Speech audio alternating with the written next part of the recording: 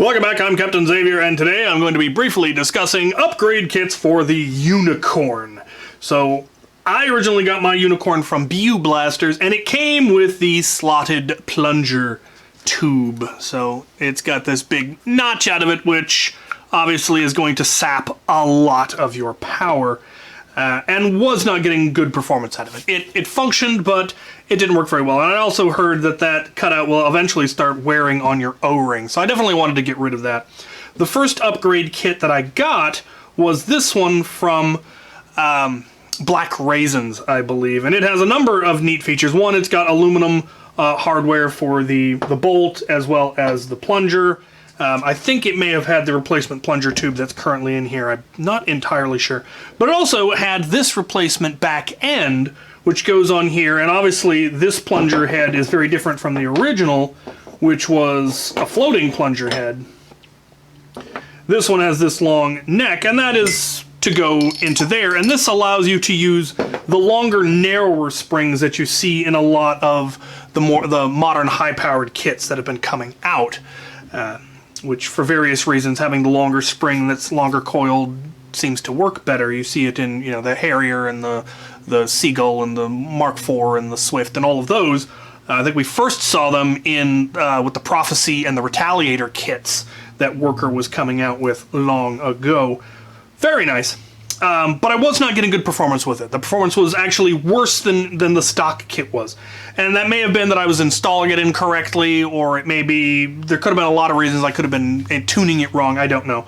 But I wasn't getting good performance, and I also, the O-rings on the pusher here kept coming off, and then I'd have no seal at all. And nothing about that seemed right. But again, it could have easily been me misinstalling it. I don't want to say that it's a bad kit, but it wasn't working for me. And then Out of Darts gave me the kit that they have that comes from the actual manufacturers of the blaster, and that seemed to work beautifully. I haven't had a problem with that since I got it. And that's what's in here now. And it also has metal plunger head, though it is this style. It has a metal pusher as well. And he also included the wings update. I think I actually may have bought that part, though. The wings upgrade, which makes the barrel a little bit longer, which is nice because I never liked how this extended past the barrel. I thought it looked odd. So I really think that gives it a much better aesthetic look. And they also have the extended barrel, and this front end gives you a collet that tightens down on the barrel to make sure it doesn't come loose. The barrel is friction fit, but I had a lot of trouble with mine popping out after even just a little bit of use, especially on this plastic bit. It also means that this is now long enough that I can get a Worker Scar barrel on there. So I am a big fan of the Out of Darts kit, which I also love how easy this comes apart. Yes, you may have noticed I have painted my blaster. I didn't go with anything particularly interesting. I just gave it an orange paint job.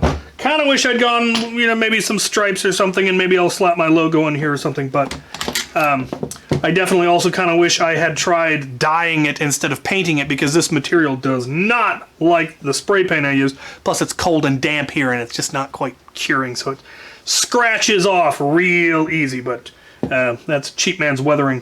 Anyway, yeah, I'm pretty sure this plunger actually came, yeah, this plunger tube definitely came with this kit because they match. But the rest of it, the plunger head that's in there, the plunger that's in there, you can see it's a much darker metal than that. That's the kit that I got from Out of Darts, and it works beautifully. Same thing with the plunger, it's that dark gunmetal, love that look. And that, there may have been a few other parts that were also upgraded. The breech was also an upgrade part, and it only has, well, it has 2 spots for O-rings. Only one of them actually currently has its O-ring. I don't know if that other one fell off or it was never on there. But yeah, it goes in easily enough. This is not the, it's deceptive. It's really easy to pull the 2 pins and swap a few parts, but getting the rest of it out is a little bit more difficult, especially if you want to get to like the trigger group down here. There's pins and screws, and it has to be done in exactly the right order, and when I went to reassemble it, I definitely didn't do it in the right order the first 4 or 5 times. The handle goes on last. Comes off first, goes on last, or you're going to have trouble getting with the various pins. But with K26, this blaster is now hitting very lovely competitive numbers, especially with bamboo darts. It was getting 250, and it's still a fairly light prime.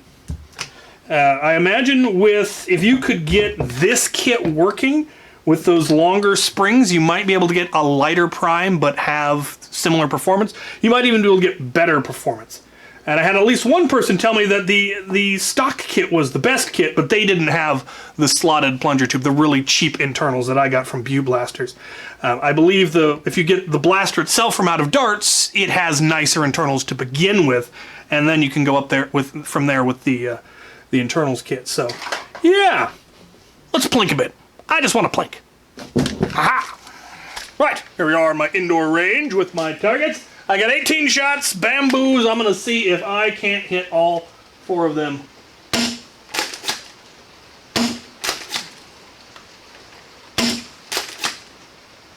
There's 1, 2, 4,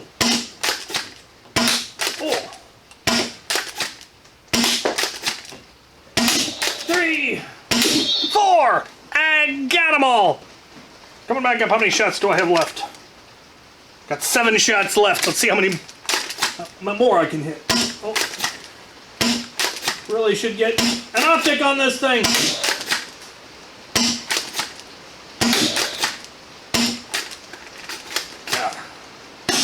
No. Round's complete. Lovely, lovely. K26 is still a little bit heavy of a prime, and that lever is not the best. I will probably end up going with something a little bit lighter, maybe K25 if that would fit. Get it down to 200 instead of 250.